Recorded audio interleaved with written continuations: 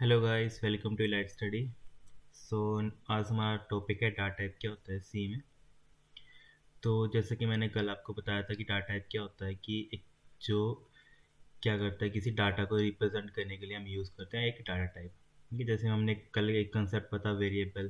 तो मैंने क्या बोला था, वेरिएबल क्या होता है कि लोकेशन को हमने क्या करना है, एक नाम देना है, तो उसको हम क्या बोलते हैं, वेरिएबल बोलते हैं। तो उसी तरह जो हमारा डाटा टाइप होता है, डाटा टाइप क्या होता है, उसी जो हम वेरिएबल में किस तरह का डाटा हमने स्टोर करना है। जैसे मैंने इंट ए लिखा है, तो मान लो मेरा ए किसको रिप्रेजेंट कर रहा है, सिस्टम है 1000 को। तो ये 1000 एक्चुअल में किस तरह का डाटा होल्ड करेगा, ठीक है, कि जो एक्चुअल में जो मेमोरी है इसमें किस तरह का डाटा होगा, वो कौन हमें रिप्रेजेंट करने का काम करता है, वो होते हैं हमारे डाटा टाइप। तो हम क्या बोल सकते हैं, डाटा टाइप क्या होता है, data type specify the type of data, किस तरह का वो डाटा है जो हम वेरिएबल के अंदर स्टोर करते हैं। जैसे इंटीजर हो गया, फ्लोटिंग हो गया, करेक्टर हो गया। जैसे मैंने इंटीजर का एग्जांपल ले लिया, सी में इंट ए कर दिया। ठीक है, करेक्टर का ले लेता हूँ, कैर बी कर दिया। ठीक है, और फ्लोटिंग का ले लेता हूँ तो फ्लोट, ठीक है, फ्लोट एक्स ले लिया। तो ये सारी के सारी क्या है, एग्जाम्पल है किसके, डाटा टाइप के। जैसे इंट हो गया, कैर हो गया, फ्लोट हो गया, ये सारी की सारी क्या एग्जाम्पल है किसके, डाटा टाइप की। जब हम किसी वेरिएबल के अंदर जो डाटा स्टोर करेंगे ना, बेसिकली वो बताने का काम करता है हमारा क्या, डाटा टाइप के एक्चुअल में कौन सा किस तरह का डाटा उसके अंदर मेमोरी में स्टोर है। अगर इंटीजर होगा, इंट होगा, तो वो किस तरह का डाटा होगा, इंटीजर 0 1 -1, ठीक है, -2 या 128 123, इस तरह के डाटा किस में होंगे, इंटीजर में। और फ्लोटिंग में किस तरह के होंगे, 10.2 10.3 1.2, ये सारे के सारे किसके हैं, फ्लोटिंग पॉइंट के एग्जाम्पल हैं। और करेक्टर तो हमें पता है, जैसे ए करेक्टर हो गया, ठीक है, बी करेक्टर हो गया। जो सिंगल सिंगल करेक्टर होते हैं उसके लिए हम कौन सा डाटा यूज़ करते हैं, हमारा कैर इन सी में। तो यहाँ पे आगे कुछ detail description data type in C. तो जो बेसिक होते हैं हमारे इंट, कैर, फ्लोट, ठीक है, फ्लोट और डबल, ये होते हैं हमारे बेसिक डाटा टाइप होते हैं। जो उसके बाद डिराइव डाटा टाइप होते हैं। डिराइव डाटा टाइप का मतलब क्या होता है, जो इन बेसिक से ही मिलकर बने होते हैं। ठीक है, बेसिक का कुछ एडवांस वर्जन होता है, उसको हम बोलते हैं डिराइव डाटा टाइप। उसके बाद आ गया इन्यूमरेशन। ठीक है, ये किसी मतलब सेट ऑफ डाटा को रिप्रेजेंट करने के लिए हम यूज़ करते हैं एन्यूमरेशन। उसके बाद वॉइड आ गया, जैसे हमने वॉइड पढ़ा था। वॉइड क्या होता है, इसमें एक क्वेश्चन पूछा था, वॉइड हैविंग नो मेमोरी, ठीक है, और void having no return type. ठीक है, void having no return type, ये बेसिक क्वेश्चन पूछ जाते हैं वॉइड में। जैसे हमने पिछले लेक्चर में डिस्कस किया था वॉइड के बारे में। उसका यहाँ पे एग्जांपल आ गया हमारे कि किस तरह के जो हमारे सी में डाटा टाइप होते हैं। ठीक है, जो बेसिक मैंने बता दिए, इंट हो गया, कैर हो गया, फ्लोट हो गया, डबल हो गया। उस तरह डिराइव डाटा टाइप क्या होते हैं हमारे, एरे और पॉइंटर, स्ट्रक्चर और यूनियन। कई बार एग्जाम में पूछा होता है कि यूज़र डिफाइन कौन से होते हैं। ठीक है, ये हम आगे डिस्कस करेंगे, यूज़र डिफाइंड। तो यूज़र डिफाइन कौन से होते हैं हमारे, स्ट्रक्चर और यूनियन। ठीक है, इस चीज़ को माइंड में रखना। इन दोनों को अगर वहाँ पे डिराइव डाटा टाइप नहीं दिया होगा तो यहाँ पे लिखा होगा यूज़र डिफाइंड। ठीक है, क्योंकि ये दोनों डाटा टाइप पे वो यूज़र इनको क्रिएट करता है। इसका मतलब है कि इन जो रियल लाइफ होती है ना, रियल लाइफ में हमें सिर्फ मतलब अकेले अकेले इंट, ठीक है, कोई मतलब नंबर होना चाहिए होता है। ठीक है, कोई नंबर नहीं चाहिए होती, कोई सिंगल करेक्टर नहीं चाहिए होता है। ठीक है, कोई मतलब ये पॉइंट नहीं चाहिए होते, मतलब हमें क्या चाहिए होता है, इन सभी का कॉम्बिनेशन चाहिए होता है। जैसे मुझे क्या करना है, अपना एड्रेस लिखना है, तो एड्रेस के लिए मुझे सेट ऑफ ये भी चाहिए, ठीक है, मतलब सेट ऑफ करेक्टर्स भी चाहिए। ठीक है, अपना मोबाइल नंबर भी स्टोर करना है मुझे। ठीक है, मतलब इंट भी चाहिए। ठीक है, मतलब मुझे क्या करना है, हर तरह का डाटा को क्रिएट करना है। तो उसको मैं किसकी हेल्प से क्रिएट करता हूँ, स्ट्रक्चर और यूनियन की हेल्प से। ठीक है, तो इनको हम क्या बोलते हैं, यूजर डिफाइंड डाटा टाइप भी बोलते हैं, इसको माइंड में रखना। उसके बाद आ गया enumeration data type. Enumeration data type क्या करता है, ये हमेशा रिटर्न करता है, ये इस चीज़ को ध्यान रखना, return always a numeric value. ठीक है, जैसे इसको समझने के लिए मान लो कि मैं क्या लिख देता हूँ, एक एरे के अंदर। एरे क्या होता है, एरे क्या करता है, सिमिलर काइंड ऑफ डाटा को स्टोर करता है, similar type of data stored.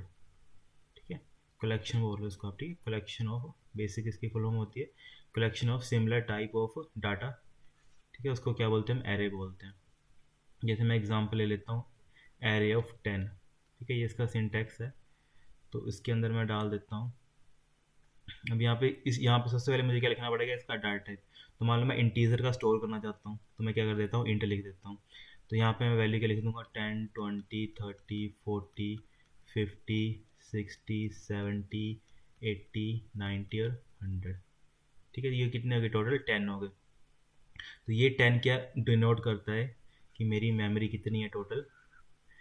और ये पूछा था ये किस तरह की मेमोरी होती है, तो ये किस तरह की मेमोरी होती है, एरे कंटिन्यूस। ठीक है, कंटिन्यूस मेमोरी एलोकेशन बोलते हैं इसको, एरे को। अब इसका मैं यहाँ पे थोड़ा सा बता देता हूँ। ठीक है, जो भी एरे में एक कंसेप्ट आता है कि एरे कहाँ से स्टार्ट होते हैं, तो ज़ीरो से स्टार्ट होते हैं, जो उनका इंडेक्सेस होती है मेमोरी में, 0 1 2 3 4 5 6। ठीक है, यहाँ पे 7, यहाँ पे 8 और ये 9। ठीक है, 0 से लेके 9 तक टोटल कितने हो गए, 10। ठीक है, टोटल कितने आई है हमारे, 10। कि मतलब ये 10 किसको रिप्रेजेंट कर रहा है, इन सभी लोकेशंस को। और इन सभी लोकेशन के अंदर क्या क्या डाटा पड़ा है, 10 20 30 40 50 60 70 80 90 और यहाँ पे 100। ठीक है, ऐसे करके ये सभी में डाटा फिल होगा। ठीक है, तो ये हमें पता है इंट, ये हम आगे देखेंगे कि ये कितना कितना साइज लेते हैं। जैसे इंट हमारा रहता है 32, हमारा अगर बिट का प्रोसेसर होगा तो वो कितना लेता है, 2 बाइट लेता है। अगर 64 का होगा तो वो कितना लेता है, 4 बाइट लेता है। ये हम आगे देखेंगे। तो मैं अभी बताने की ये कोशिश कर रहा हूँ कि जो भी हमारा एरे वगैरह होगा वो इस तरह में डाटा स्टोर करेगा। उसके बाद जैसे हमारा उसका अभी हम देख रहे थे इनम, देख रहे थे इनम में मैंने क्या बोला कि मान लो कि मैंने कोई डाटा स्टोर किया है। तो जैसे मान लो कि मैंने डाटा स्टोर किया जिसके अंदर क्या है, मेरे ये सारे के सारे वीक हैं। ठीक है, संडे मंडे, ठीक है, ट्यूसडे वेडनेसडे थर्सडे फ्राइडे और सैटरडे। ठीक है, ऐसे मैंने करके सारे ट्यूसडे वेडनेसडे थर्सडे, ऐसे करके मैंने सारे के सारे वीक एक उसमें स्टोर कर लिए इनम के अंदर। अब जब भी मैं इनम को एग्जीक्यूट करूँगा और मैं पूछूंगा कि मुझे, मैंने मतलब मानो को एक वैल्यू दे दी, जैसे मतलब मान लो ट्यूसडे लिख दिया, तो मैं लिखा ट्यूसडे की एक्चुअल में कि मतलब एक स्टेटमेंट दूंगा, if Tuesday equal to Tuesday. ठीक है, मतलब मैच करूंगा बेसिकली इन दोनों वैल्यू को। तो वो इनम मुझे क्या रिटर्न करेगा, उसकी एक्चुअल में उसकी पोजीशन कौन सी है। तो हमें पता है कोई भी मेमोरी जो स्टार्ट होती है वो स्टार्ट होती है 0 से, 0 1 2।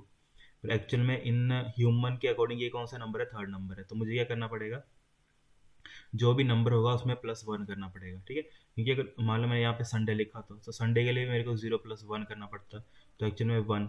तो संडे के लिए मेरे को 1 रिटर्न करता। अभी ट्यूसडे के लिए मेरे को वो क्या रिटर्न करेगा, टी रिटर्न, मतलब सेकंड पोजीशन कौन सी यहाँ पे, इसके अकॉर्डिंग ये सेकंड पोजीशन है।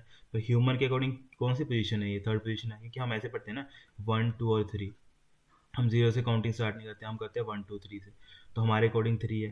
तो जैसे मैं ट्यूसडे इक्वल टू ट्यूसडे लिखूंगा।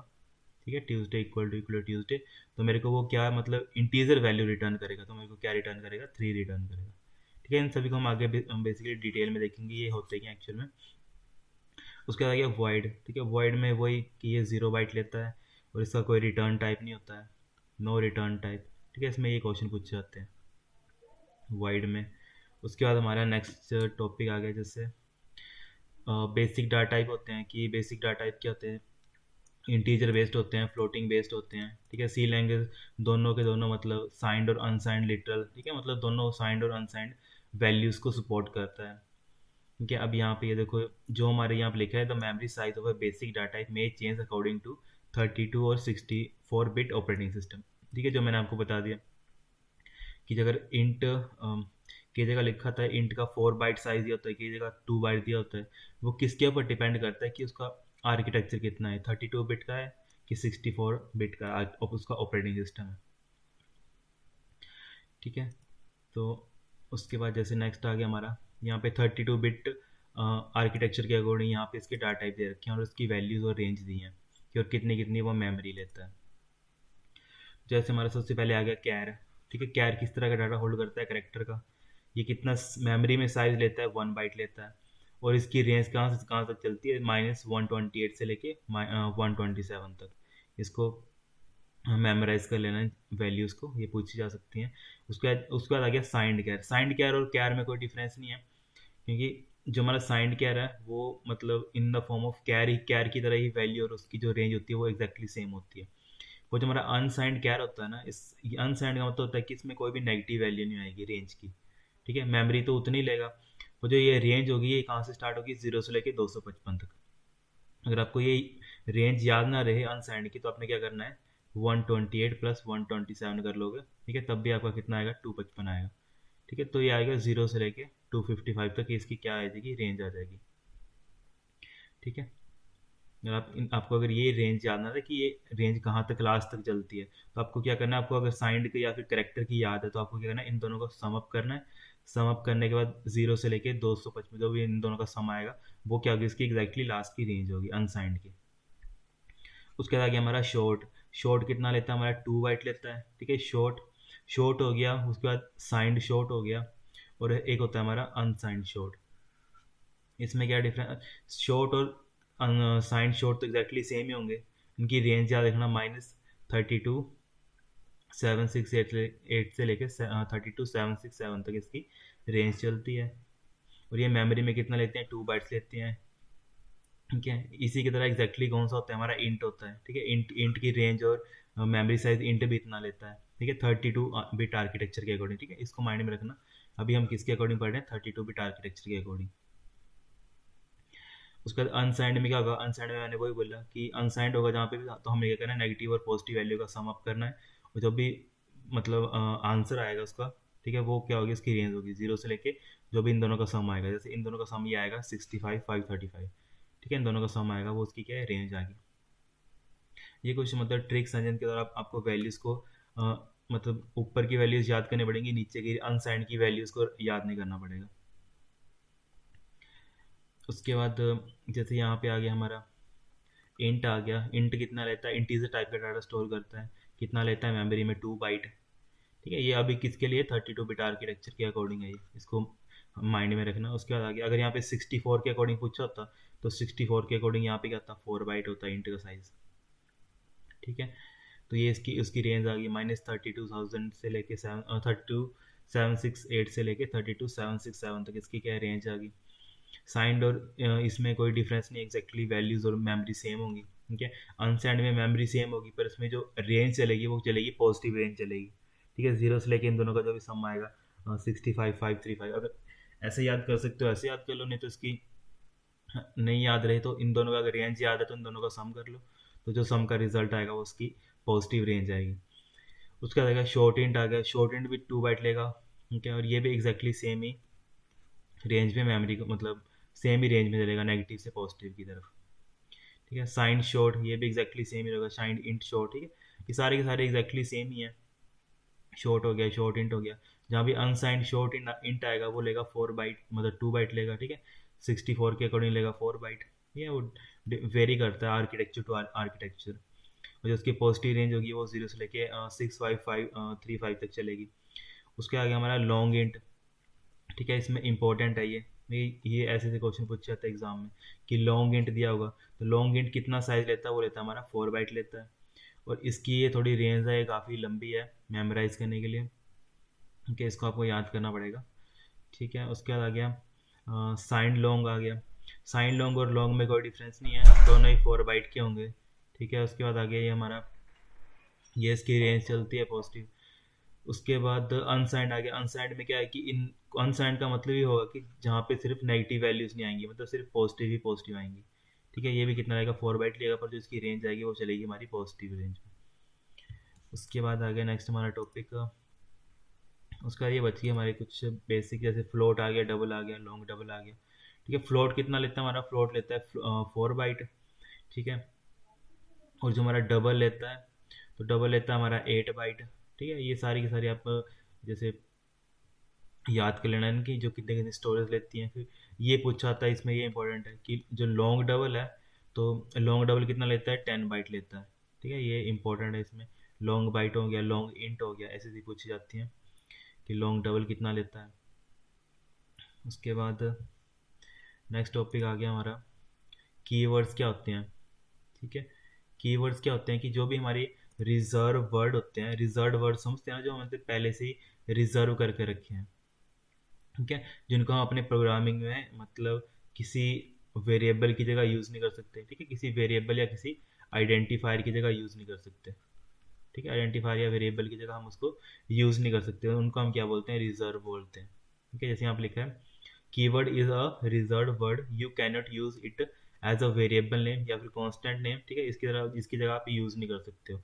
यहाँ पूछा जाता है सी में कितने होते हैं, सी में 32 कीवर्ड्स होते हैं, ठीक है, ये इंपॉर्टेंट है, सी में 32 कीवर्ड्स होते हैं। अब यहाँ पे कीवर्ड की लिस्ट दी है, जैसे ऑटो हो गया, ब्रेक हो गया, case, char, constant, continue, default, do, double, else, enum, extern, float, for, goto, if, int, long, register, return, short, sign, sizeof, static, struct, switch, typedef, union, unsigned, void, volatile, while, ठीक है। इन सभी को हम जैसे जैसे हम next lecture में देखते चलेंगे ये होते क्या है, क्योंकि एग्जाम्पल में ये सारे के सारे यूज़ होंगे, जैसे जैसे हम एग्जाम्पल पढ़ेंगे वैसे वैसे ये सारे के सारे यूज़ होंगे, तो हम देखेंगे। अभी तुम्हारे एक कंसेप्ट था कि कीवर्ड्स क्या होते हैं, ठीक है, कीवर्ड्स क्या होते हैं, रिजर्व वर्ड्स होते हैं।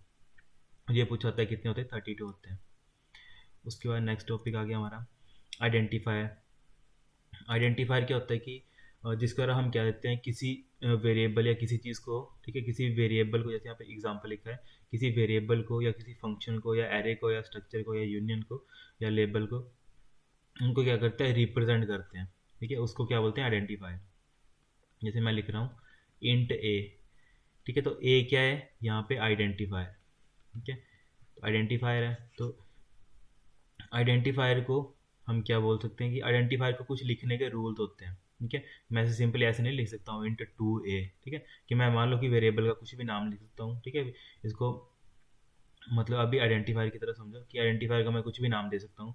तो अभी इसके अकॉर्डिंग ये क्या है, मतलब सी लैंग्वेज के अकॉर्डिंग ये सिंटैक्स गलत है इसका, कि हम आइडेंटिफायर को ऐसे नहीं लिख सकते हैं कि कोई भी न्यूमेरिक डाटा हम फर्स्ट नहीं लिख सकते हैं, ठीक है। इसमें सारे के सारे डाटा वैलिड है, पर उसका लिखने का कुछ फॉर्मेट होता है, ठीक है, उसको हम क्या बोलते हैं, आइडेंटिफायर, ठीक है। जैसे यहाँ पे identifier can be composed of, ठीक है, कि कंपोज्ड ऑफ के मतलब उसको कंबाइन कर सकते हैं, अपर केस के साथ लिखो आप, चाहे लोअर केस लेटर के साथ लिख लो, चाहे आप अंडरस्कोर डिजिट के साथ लिखो, अंडरस्कोर अंडरस्कोर के साथ लिखो, डिजिट के साथ लिखो, ठीक है। पर इसमें एक आता है कि आप उसको स्टार्ट करो किसके साथ, अंडरस्कोर के साथ, ठीक है। तो ये क्या है इसकी मतलब, अगर आपको इन सभी से लिखना है ना, डिजिट वगैरह से लिखना है, जैसे मतलब मुझे लिखना है टू करके, तो मुझे उससे पहले ये लगाना पड़ेगा अंडरस्कोर। अगर मैं सिंपली टू, जैसे इंट टू लिखूंगा ना, टू ए, ठीक है। अब यहाँ पे इंट, इसमें और इसमें क्या डिफरेंस है, इंट इसमें इसके नीचे अंडरस्कोर लगा है तो ये वैलिड होगा, और इसके नीचे अंडरस्कोर नहीं लगा और स्टार्टिंग में डिजिट आ गया तो उसको ये गलत करेगा, कि मतलब मैं इसको वो नहीं कर सकता हूँ, ठीक है, सपोर्ट नहीं करता हूँ। और मान लो किसी ने कोई टू डिजिट मतलब ऐसे करके आइडेंटिफाई मतलब वो बनाया हो, जैसे इंट, ठीक है, इंट एम प्लस ए ऐसे करके बनाया हो, तो ये क्या एक्चुअल में, ये तो एक्सप्रेशन है ना एक, तो ये प्लस ऑपरेटर भी हम उसमें यूज़ नहीं कर सकते हैं, ऐसे स्पेशल सिंबल भी यूज़ नहीं कर सकते हैं आइडेंटिफायर में। इससे क्या होगा, कंपाइलर कंफ्यूज हो जाएगा कि एक्सप्रेशन है कि वेरिएबल है। उसके बाद जैसे यहाँ पे वही कंस्ट्रक्शन के यूज़ वो लिखे हैं, रूल्स लिखे हैं, कैसे कैसे हम लिखते हैं उसको, कि जो भी फर्स्ट करेक्टर होगा आइडेंटिफायर शुड बी नाइदर, मतलब कोई भी अल्फ़ाबेट हो सकता है वो, ठीक है। अगर अल्फ़ाबेट नहीं है तो अंडरस्कोर के साथ स्टार्ट कर सकते हैं, ठीक है, अंडरस्कोर के बाद हम कोई भी करेक्टर डिजिट या कुछ भी मतलब इनके साथ लिख सकते हैं उसको। अब यहाँ पे लिखा है कि not begin with any numerical digit, ठीक है, जो मैंने बता दिया, जैसे टू टू से बता दिया इंट टू, टू ए का एग्जाम्पल लिया था, तो टू क्या हमारा न्यूमेरिक डिजिट है, तो हम उसके साथ उसको स्टार्ट नहीं कर सकते हैं।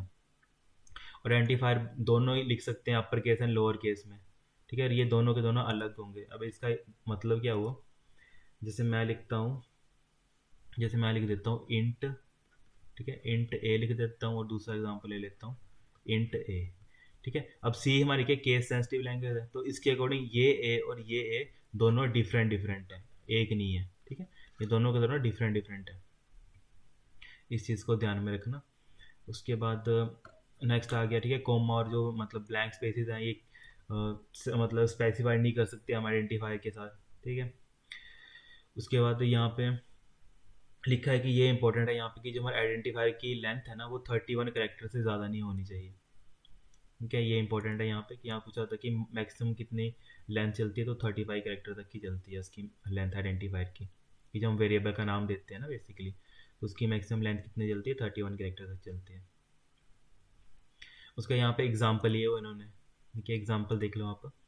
जैसे यहाँ पे वैलिड क्या है, वैलिड जैसे आप हम टोटल लिख सकते हैं, सम भी लिख सकते हैं, एवरेज भी लिख सकते हैं, और ये देखो अंडरस्कोर यूज़ किया, अंडरस्कोर एम और अंडरस्कोर ऐसे भी यूज़ कर सकते हैं। अंडरस्कोर मतलब सम भी यूज़ कर सकते हैं, सम अंडरस्कोर वन भी यूज़ कर सकते हैं, ठीक है, ये डिफरेंट डिफरेंट तरीके हैं लिखने के लिए।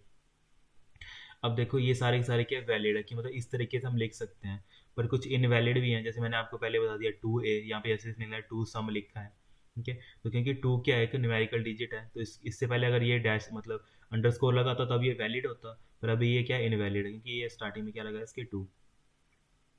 उसके बाद अगर इंट आ गया, इंट के आगे क्या लिखा है ना, रिजर्व वर्ड, ठीक है। मान लो मैं क्या करूँ, इंट और इंट लिख दूँ, ठीक है, मुझे क्या करना है, इंट टाइप का डाटा टाइप ले लिया, और इंट टाइप का मुझे क्या करना है, डाटा मतलब वो ले लिया, उसका नाम ले लिया, ठीक है, आइडेंटिफायर का नाम ले लिया इंट, ये या फिर उसको आप वेरिएबल बोल लो, ठीक है, वेरिएबल का नाम मैंने क्या ले लिया, इंट ले लिया। तो हम कीवर्ड को एज अ आइडेंटिफायर यूज़ नहीं कर सकते हैं, तो अब ये कंफ्यूज हो जाएगा कंपाइलर कि ये इंट और इंट क्या है, ये तो इन दोनों को कीवर्ड ही समझेगा, यहाँ पे तो मैं आपको क्या एरर प्रोवाइड कर देगा। उसका अगर हम कैर को भी यूज़ करेंगे, ठीक है, मतलब जितने भी रिजर्व वर्ड है ना उनको हम बेसिकली आइडेंटिफायर की तरह यूज़ नहीं कर सकते हैं।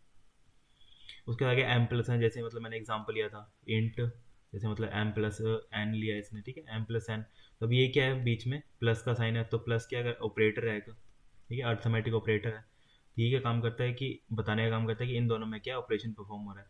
पर अभी हम क्या कर रहे हैं, सिर्फ एक मेमोरी लोकेशन को आइडेंटिफाई करने के लिए, ठीक है, वेरिएबल का नाम दे रहे हैं, ठीक है, तो एक आइडेंटिफाई लिख रहे हैं। तो आइडेंटिफायर क्या है बेसिकली, यहाँ पे सिर्फ एम प्लस एन ये हम यूज़ नहीं कर सकते हैं, क्योंकि ये क्या करता है, एक ऑपरेशन परफॉर्म करने का माध्यम है एक तरह का, ठीक है, एम प्लस एन। उसके बाद नेक्स्ट आ गया जैसे हमारे टाइप ऑफ आइडेंटिफायर, ठीक है, इंटरनल हो गया, एक्सटर्नल हो गया। इंटरनल आइडेंटिफायर होता है कि जो मतलब एक्सटर्नल लिंकेज के द्वारा हम यूज़ नहीं कर सकते हैं, उसको हम इंटरनल आइडेंटिफायर बोलते हैं। जैसे जो हमारे लोकल वेरिएबल में आते हैं बेसिकली, जैसे मैंने बताया था, जो एक ब्लॉक के अंदर लिखे गए होते हैं उसको हम लोकल बोलते हैं, और जो ब्लॉक के बाहर होते हैं उसको हम क्या बोलते हैं, ग्लोबल बोलते हैं या फिर एक्सटर्नल बोलते हैं। तो जो भी मतलब इंटर लोकल वेरिएबल के साथ यूज़ किए होंगे उसको हम क्या बोलते हैं, इंटरनल आइडेंटिफायर बोलते हैं। इसका मतलब है कि वो उसी ब्लॉक के अंदर ही वैलिड है, उसके अगर बाहर हम उसको यूज़ करेंगे तो वो एरर प्रोवाइड करने का काम करेगा हमें कंपाइलर, कि आप उसको मतलब इंटरनल को एक्सटर्नल में यूज़ नहीं कर सकते हैं। उसका जो हमारा एक्सटर्नल आ गया, एक्सटर्नल को हम क्या करते हैं, जो भी हमारे फंक्शन नेम होंगे, ठीक है, जो भी हमारे फंक्शन नेम होंगे, चाहे ग्लोबल वेरिएबल के नाम होगा, वो सारे के सारे क्या होते हैं, हमारे एक्सटर्नल आइडेंटिफायर होते हैं। उसका नेक्स्ट टॉपिक आ गया हमारा की ऑर्डर आइडेंटिफायर में क्या डिफरेंस होता है, ठीक है, एक सेकेंड, ठीक है। तो कीवर्ड क्या होता है हमारा, कि कीवर्ड क्या होता है, जो हमारे पहले से डिफाइन वर्ड्स होते हैं उनको हम क्या बोलते हैं, कीवर्ड्स बोलते हैं। और आइडेंटिफायर क्या होता है, जो हम यूज़र डिफाइन करते हैं, जैसे मैंने क्या कर दिया, इंट इंट ए कर दिया, तो ए यहाँ पे क्या है, ये मैंने डिफाइन किया, तो ये यूज़र डिफाइन है, ठीक है, और इंट क्या है, ये पहले से डिफाइन है, ठीक है, तो इसको हम क्या बोलते हैं, कीवर्ड बोलते हैं, ठीक है। ये डिफरेंस है इन दोनों में, कीवर्ड और इसमें। उसके बाद आगे जो हमारा कीवर्ड है, ये सी लैंग्वेज में क्या होते हैं, सारे के सारे लोअर केस में होते हैं, ठीक है। अगर मान लो मैं ऐसे लिखूँ ना, इंट आई एन टी, तो ये क्या है, गलत है, ठीक है। अगर मैं ऐसे लिखूँ इंट, तो ये क्या है, करेक्ट है, ठीक है। ये सारे के सारे केस में होते हैं, लोअर केस में होते हैं सी में। उसका आइडेंटिफायर हो गया, आइडेंटिफायर को हम किसी भी वे में ले सकते हैं, लोअर केस में लिख सकते हैं, अपर केस में लिख सकते हैं। उसके बाद आगे जो हमारा कीवर्ड है, उसका जो मीनिंग है वो पहले से डिफाइन है, किसमें, सी जो कंपाइलर होगा ना उसमें पहले से डिफाइन है, जो हमारे कीवर्ड्स हैं, कि ये कीवर्ड क्या करता है, ये कीवर्ड क्या करता है। और जो आइडेंटिफायर है वो क्या करता है, it means not defined in a C compiler, ठीक है। इसका जो मतलब आइडेंटिफायर का, वो सी के कंपाइलर में पहले से डिफाइन किया गया, क्योंकि वो यूज़र डिफाइन करता है उसको। जो कीवर्ड्स होते हैं ये कॉम्बिनेशन होते हैं अल्फ़ाबेट और कैरेक्टर्स के, और जो हमारे आइडेंटिफायर होते हैं ये भी कॉम्बिनेशन होते हैं किसके, अल्फ़ा न्यूमेरिक कैरेक्टर के, ठीक है। इसमें ये डिफरेंस है कि ये अल्फ़ा न्यूमेरिक कैरेक्टर होता है। जैसे एग्जांपल ले लो, इंट 2a-b, ठीक है, ये क्या आएगा, वैलिड आइडेंटिफायर आएगा, ठीक है। यहाँ पे सॉरी 2 नहीं आएगा, यहाँ पे डैश लगा दो, -2a-b, तो ये क्या आएगा, कॉम्बिनेशन है किसका, अल्फा न्यूमेरिक का, क्योंकि यहाँ पे 2 भी आ गया, ए भी आ गया, अंडरस्कोर आ गया, ठीक है। तो ये सारे के सारे क्या आएगा, आइडेंटिफायर मतलब दिखाने का काम कर रहा है यहाँ पे ये एग्जांपल। उसके बाद आ गया नेक्स्ट हमारा, कि जो हमारा कीवर्ड्स होते हैं कि इसमें कोई भी अंडरस्कोर से स्टार्ट नहीं करता है, पर जो हमारा आइडेंटिफायर है इसको हम क्या कर सकते हैं, अंडरस्कोर कंटेन करता है। ठीक है, इसमें ये चीज़ रखना, सिर्फ अंडरस्कोर ही मतलब सी जो है उसको वैलिड समझता है। बाकी अगर आप कुछ मतलब स्टार प्लस ऐसे वगैरह यूज़ करोगे ना, वो सारे के सारे क्या अर्थमेटिक ऑपरेटर होते हैं और वो आपको एरर प्रोवाइड करने का काम करेगा, कि आपको आप इसको एज अ आइडेंटिफायर यूज़ नहीं कर सकते हैं। उसका यहाँ पे हम एक एग्जांपल देख लेते हैं। अब यहाँ पे देखिए, जैसे इंट मेन आ गया। ठीक है, ये पहला यहीं से क्वेश्चन बन गया कि बाय डिफॉल्ट क्या होता है, डाटा टाइप इंट होता है, और इंट क्या करता है, कुछ ना कुछ रिटर्न करने का काम करता है। तो हमें इस फंक्शन में, मेन फंक्शन बेसिकली हमें कुछ रिटर्न नहीं कर रहा है, तो हम क्या करते हैं, लास्ट में लिखते हैं रिटर्न 0। ठीक है, इन दोनों स्टेटमेंट का काम खत्म हो गया। अब अंदर चलते हैं, तो सबसे पहले क्या किया, यहाँ पे दो वेरिएबल डिफाइन किए गए हुए। ठीक है, अगर मैं मेमोरी के अकॉर्डिंग ले लेता हूँ। ठीक है, तो 1000 और यहाँ पे ले लेता हूँ 1002। ठीक है, अब कोई सोच रहा होगा कि यहाँ पे मैंने 1001 क्यों नहीं लिया, तो हमें पता है इंट कितना लेता है, 2 बाइट लेता है। ठीक है, 2 बाइट लेता है, तो 1000 और 1001 कितना हो गया। ठीक है, 1000 और 1001 टोटल में कितनी, एक्चुअल में 2 आए। ठीक है, तो ये कितना ले लिया इसने, 2 बाइट ले लिया। ठीक है, तो यहाँ पे मैंने 1000 के बाद 1002 लिखा, तो ताकि जो नेक्स्ट आए, जो भी नेक्स्ट इसके बाद मेमोरी लेगा, ठीक है, 2 बाइट, जैसे यहाँ पे ए ने लिए। ठीक है, तो यहाँ पे मैं स्मॉल ए लिख देता हूँ, यहाँ पे इसको स्मॉल ए। ठीक है, अब ये क्या आइडेंटिफायर है, जो एक वेरिएबल की जगह यूज़ कर रहे हैं हम, जैसे उसको। ठीक है, वेरिएबल क्या होता है कि name given to a memory location. ठीक है, जो मैंने नाम दिया है तो उसको हम क्या बोलते हैं, आइडेंटिफायर बोलते हैं। तो जो ये नाम दिया है उसको भी लिखने के कुछ रूल्स होते हैं कि क्या क्या है और कैसे कैसे लिख सकते हैं। तो अभी वेरिएबल के अकॉर्डिंग समझ लो कि अभी हमने क्या किया, एक मेमोरी लोकेशन को क्या कर दिया, एक नाम दे दिया वो यहाँ पे। तो मान लो यहाँ पे इतना, यहाँ पे क्या लिखा है, ए में अंदर कितना डाटा पड़ा है। ठीक है, इंट के डाटा टाइप, इसका मतलब कि इसके अंदर किस तरह का डाटा पड़ा होगा, इंटीजर इंटीजर का, तो ये 10 है। ठीक है, तो यहाँ पे कितना पड़ा होगा, 10 पड़ा होगा। ठीक है, और ए क्या है, इस लोकेशन का, मान लो मैंने इसके अकॉर्डिंग यहाँ पे इसका नाम ए लिख दिया है। तो ये मतलब मुझे ये समझ आ रहा है कि यहाँ पे ए है। उसके बाद यहाँ पे ए कैपिटल ए किस लोकेशन को रिप्रेजेंट कर रहा है, इस लोकेशन को रिप्रेजेंट कर रहा है 1002। तो यहाँ पे कितना पड़ा है, 20। ठीक है, अब ये क्या केस, यहाँ पे एक सेकंड नंबर पे एक और चीज़ हमें क्लैरिफाई हो रही है कि जो हमारे सी है वो क्या केस सेंसिटिव लैंग्वेज है। तो यहाँ पे एक स्मॉल ए और कैपिटल ए दोनों दोनों के लेंगे, अलग अलग मेमोरी लेंगे। ठीक है, इन दोनों ने क्या है, इसने अपनी अलग मेमोरी ली और इसने अपनी एक अलग मेमोरी ली है स्टोर करने के लिए, डाटा स्टोर करने के लिए। तो 10 और 20 हमने क्या कर दिया, स्टोर कर दिए। उसके बाद अभी हमें पता है प्रिंट एफ। ठीक है, प्रिंट एफ से हमें एक, पहले एक चीज़ हमें पता है क्या एक्चुअल में जो पूरा सी का कोड होता है वो क्या यूज़ करता है, हैश इंक्लूड। कौन सी ये प्रिंट एफ कहाँ पड़ी होती है, हमारी स्टैंडर्ड आयो डॉट एच में, stdio.h। इस हेडर फाइल के अंदर पड़ी होती है ये कौन सी स्टेटमेंट, ये वाली। ठीक है, प्रिंट एफ, और जो हमारी इनपुट आउटपुट की स्टेटमेंट होती है। ठीक है, प्रिंट एफ हो गया, स्कैन एफ हो गया, वो कहाँ पड़ी होती है, इसके अंदर पड़ी होती है। तो ये प्रिंट एफ क्या करेगा कि जो भी इसके अंदर कुछ लिखा होगा उसको प्रिंट करने का काम करेगा। ठीक है, अब यहाँ पे देखो क्या लिखा है, वैल्यू ऑफ ए इज। अब यहाँ पे आते हैं कुछ स्पेशल कैरेक्टर। ठीक है, ये हम आगे पढ़ेंगे, परसेंटेज टी हो गया, परसेंटेज सी हो गया। ठीक है, जब भी हमें मतलब इंटीजर टाइप का डाटा, कि यहाँ पे मैं आपको इसको यूज़ कर देता हूँ, जब भी हमें इंटीजर टाइप के डाटा को डिस्प्ले करना होता है, जैसे यहाँ पे 10 डिस्प्ले किया है ना। ठीक है, तो ये 10 को डिस्प्ले करने के लिए मुझे क्या करना पड़ेगा, इंटीजर डाटा टाइप को डिस्प्ले करने के लिए मुझे कुछ करेक्टर को यूज़ करना पड़ेगा। जैसे परसेंटेज डी यूज़ करूँगा, तो परसेंटेज डी का मतलब है कि जो भी मैं इसके आगे लिख रहा हूँ उस लोकेशन के अंदर कोई डाटा पड़ा होगा। जैसे यहाँ पे ए लिखा है, तो यहाँ पे ए कितना है, 1000। तो इसके अकॉर्डिंग 1000 के अंदर कुछ भी डाटा पड़ा होगा वो इस जगह पे डिस्प्ले कर दे।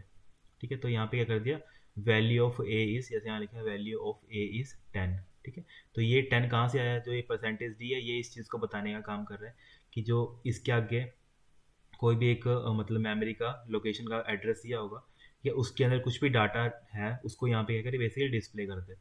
तो यहाँ पे ए के अंदर कितना डाटा पड़ा है, 10 पड़ा है, तो उसने क्या किया, 10 को यहाँ से उठाया और अपने आपकी स्क्रीन पे डिस्प्ले कर दिया उसको। उसके आगे उसके हमें पता है \n क्यों यूज़ करते हैं, न्यू लाइन करेक्टर के लिए, कि अब जैसे यहाँ पे ये लाइन तो प्रिंट होगी, उसके बाद इसको फर्दर ये मिल गया \n। इसका मतलब है कि अब जो भी इसके आगे लिखा जाएगा वो कहाँ पे लिखा जाएगा, न्यू लाइन में लिखा जाएगा, नई लाइन में। तो नई लाइन में क्या लिखा गया, वैल्यू ऑफ कैपिटल ए आ गया। फिर से हमने परसेंटेज डी यूज़ किया, किसके लिए, क्योंकि ये बताने का काम करता है कि ये जो भी डाटा यहाँ पे आएगा वो किस तरह का डाटा होगा, जो भी हम इस मतलब बेसिकली इस मेमोरी से जो भी डाटा लेकर आ रहे हैं ना, वो मेमोरी में मतलब कौन सा डाटा पड़ा होगा, किस तरह का डाटा डाटा पड़ा होगा। तो परसेंटेज डी किस तरह के डाटा को रिप्रेजेंट करता है, इंटीजर टाइप के डाटा को। ठीक है, तो परसेंटेज डी में क्या पड़ा है यहाँ पे, ए लोकेशन के अंदर कितना पड़ा है अभी, यहाँ पे ए के अंदर कितना पड़ा है, 20 पड़ा है। तो उसने क्या कर दिया, यहाँ पे 20 को डिस्प्ले कर दिया। ठीक है, एक्चुअल में ये सारा ऐसे से टास्क चलता है पूरा का पूरा कैसे। ठीक है, कि अगर ये चीज़ क्या करती है, ये चीज़ क्या करती है, उसके बाद ये प्रिंटर स्टेटमेंट क्या करती है। अब ये परसेंटेज डी यहाँ पे क्यों लगाया है, क्योंकि ए के अंदर किस तरह का डाटा था, इंटीजर टाइप का डाटा, तो हमने ए लगाया। अगर मान लो करेक्टर टाइप का, यहाँ पे इंट की जगह हमने कैर लिया होता, ठीक है, करेक्टर लिया होता, करेक्टर ए इक्वल टू यहाँ पे ए स्टोर किया होता है इसके अंदर, तो मुझे यहाँ पे कुछ नहीं करना पड़ता, बस यहाँ पे ए की जगह क्या करना पड़ता, मतलब परसेंटेज डी की जगह क्या लिखना पड़ता, परसेंटेज सी लिखना पड़ता, और यहाँ पे किसका रेफरेंस देना पड़ता, ए का। ठीक है, क्योंकि यहाँ पे मैंने ए लिया तो यहाँ पे मैं ए का रेफरेंस देता। तो अब क्या करता कि ए लोकेशन के अंदर मान लो इसको पता है कि वो एक करेक्टर पड़ा होगा। ठीक है, तो करेक्टर कौन बताने का काम कर रहा है कि वो किस तरह का डाटा, तो ये इस चीज़ को रिप्रेजेंट कर रहा है परसेंटेज सी। जो करेक्टर तरह का करेक्टर टाइप का डाटा है उसको क्या करो आप यहाँ पे स्क्रीन पर डिस्प्ले कर दो। तो यहाँ पे मेरे को ये डिस्प्ले करता है वैल्यू ऑफ ए इज़, जो मैं करेक्टर वहाँ पे स्टोर किया था, करेक्टर क्या था हमारा ए। ठीक है, तो वो मेरे को ये डिस्प्ले कर देता है value of A is a. ठीक है, ये हम आगे डिस्कस करेंगे ये सारे के सारे करेक्टर जो भी हैं। ठीक है,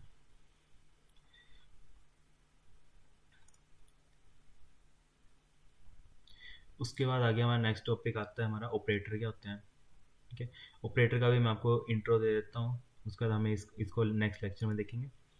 तो ऑपरेटर क्या होता है कि जो भी दो ऑपरेंड के बीच में, जैसे मान लो 5+2, अब ये दोनों क्या होते हैं हमारे ऑपरेंड, जैसे मैथ्स में क्या बोलते हैं इनको, ऑपरेंड्स बोलते हैं इन दोनों को। ठीक है, इन दोनों को हम क्या बोलते हैं मैथ्स में, ऑपरेंड बोलते हैं, और जो इनके बीच में होता है इसको क्या बोलते हैं, ऑपरेटर। ठीक है, तो ऑपरेटर क्या काम करता है, किन्हीं भी दो मतलब ऑपरेंड्स के बीच में ऑपरेशन करवाने का काम करता है। इससे पता लगता है कि इन दोनों के बीच में क्या ऑपरेशन परफॉर्म हो रहा है। तो ऑपरेटर को हम क्या बोलते हैं, it is a simply a symbol. ठीक है, तो ये प्लस क्या एक सिंबल है that is use to perform operations. ठीक है, ये बताने का काम करते हैं कि हम किस तरह का ऑपरेशन उसमें परफॉर्म कर रहे हैं। तो यहाँ पे बहुत सारे ऑपरेशन होते हैं। ठीक है, जैसे सी लैंग्वेज या कोई भी लैंग्वेज उसमें बहुत सारे ऑपरेशन होते हैं। जैसे हम अर्थमेटिक ऑपरेशन करते हैं, लॉजिकल ऑपरेशन करते हैं, बिट वाइज ऑपरेशन करते हैं।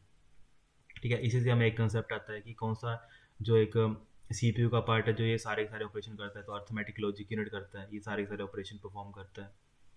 ठीक है, और उसके बाद जैसे यहाँ पे कुछ यहाँ पे ऑपरेटर होते हैं, डिफरेंट टाइप के ऑपरेशन होते हैं जो सी लैंग्वेज में, जैसे अर्थमेटिक हो गया, रिलेशन हो गया, शिफ्ट हो गया, लॉजिकल हो गया, बिटवाइज हो गया, टर्नरी हो गया।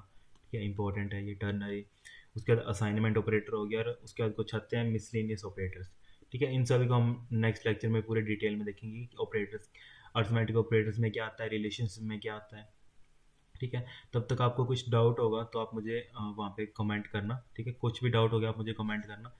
तो किसी भी तरह का डाउट होगा, अगर आपको प्रॉब्लम होगी मुझे बताना, और मैं उसका सॉल्यूशन आपको देने का मतलब सॉल्यूशन दूंगा एज सुन एज पॉसिबल।